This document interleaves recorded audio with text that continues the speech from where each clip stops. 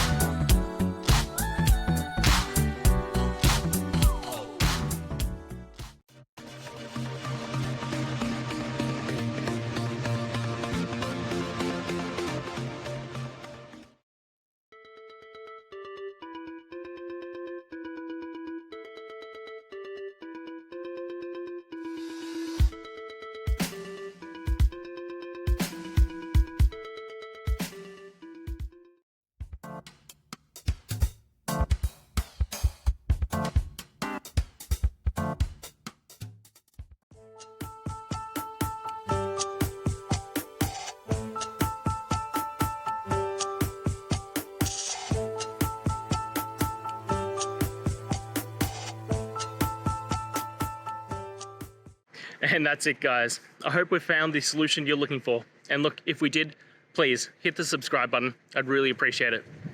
And until the next time you need technical help, I hope you have a good one.